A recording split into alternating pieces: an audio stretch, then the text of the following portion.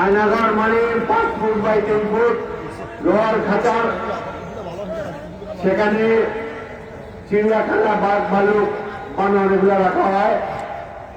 বিগত সরকারের আমলে প্রতিবাদী যুবক বিএনপি কর্মীদেরকে আয়নাঘরে রেখেছে, বছরের বছর তাদেরকে ঝুলিয়ে রেখেছে। আমার আপন চাচাতো ভাই ছেলে ডক্টর ফয়সাল মুস্তফা ম্যানচেস্টার বিশ্ববিদ্যালয় থেকে পিএইচডি পেয়েছে কেমিস্ট্রিতে। 2009 সালে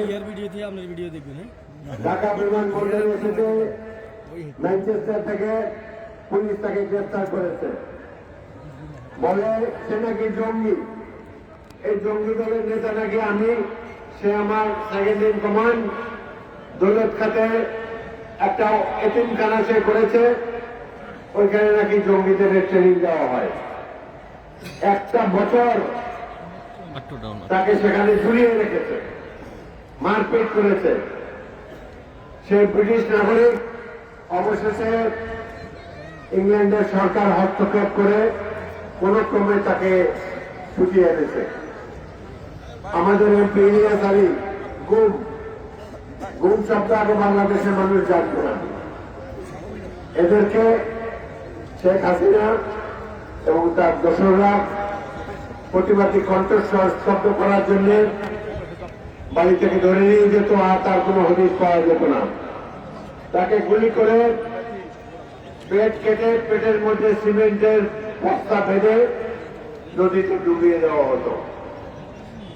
এইভাবে প্রতিবাদী কণ্ঠস্বর স্তব্ধ করা হতো। নির্বাচনের নামে প্রহসনের কথা আগেই বলেছি। অবশেষে মজলুমের ফরিয়াদে আল্লাহর আরশ কেঁপে উঠেছে।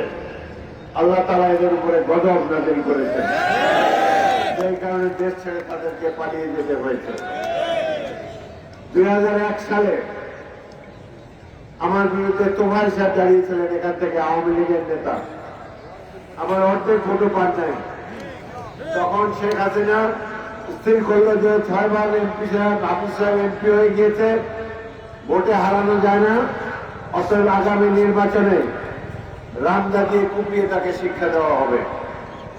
2008 নির্বাচনে, উপনির্বাচনে তিনি প্রার্থী বাঁচলেন। কে কটা খুন করেছে? লালমোহনের বাড়ির ঠিকানা আছে, এখানে ভোটারও না। এরকম একজনকে পেলেন, ঢাকা মালিবাগে গুলি করে বিএনপি কর্মীকে হত্যা করেছে। পরবর্তীকালে তজুমুদ্দিন ইব্রাহিমকে গুলি করে হত্যা করেছে।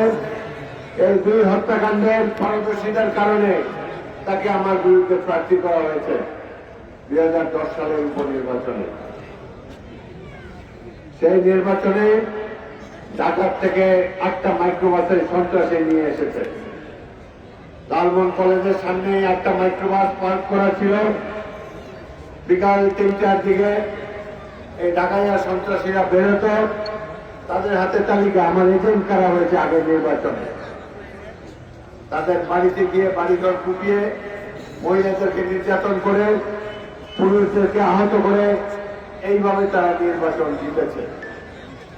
18 নির্বাচনে তো ঘর হতেই বেরোতে পারি নাই। নির্বাচন নামে প্রহসন তারা মঞ্চস্থ করেছে। বয়স যখন কম ছিল, 25 বছর বয়স, পাকিস্তান সেনাবাহিনীর ক্যাপ্টেন ছিলাম। 1971 সালের মার্চ মাসে যশোর ক্যান্টনমেন্টে বিদ্রোহ করে পাক বাহিনীর বিরুদ্ধে স্বাধীনতা সংগ্রামে লিপ্ত হয়েছিলাম। ইস্ট বেঙ্গল রেজিমেন্টের সৈনিকেরা যশোর, জয়দেবপুর, সৈয়দপুর, কুমিল্লা এবং চট্টগ্রামে 5টি সেনানিবাসে বিদ্রোহ করে বর্বর পাক বাহিনীর বিরুদ্ধে মোকাবেলা করেছি আমরা। রাজনৈতিক নেতারা দেশ ছেড়ে পালিয়ে গিয়েছিলেন জনগণকে অরক্ষিত রেখে। আমরা সৈনিকেরা আমাদের সাথে যোগ দিয়েছে হাজার হাজার ছাত্র। তাদেরকে আমরা 1.5 মাস ট্রেনিং দিয়েছি, তাদেরকে নিয়ে যুদ্ধক্ষেত্রে অবতীর্ণ হয়েছে। 9 মাস যুদ্ধের পর সারা বাংলাদেশের মানুষের ত্যাগ তিতিক্ষার কারণে আমরা 16 মার্চ 71 দেশটি স্বাধীন করতে পেরেছি। কেন আমরা যুদ্ধ করেছিলাম 1971 সালে? আমরা চেয়েছিলাম গণতন্ত্র, আমাদের ভোটের অধিকার প্রতিষ্ঠিত হোক, মানুষের বাক স্বাধীনতা থাকুক, সমাবেশের স্বাধীনতা থাকুক, বাংলাদেশ একটা উন্নত রাষ্ট্র থাকুক। আমরা কারো গোলাম হইতে চাই না, ভারতের গোলাম হতে চাই না, পাকিস্তানেরও গোলাম হতে চাই না। স্বাধীন সার্বভৌম বাংলাদেশ আমরা সৃষ্টি করতে চাই।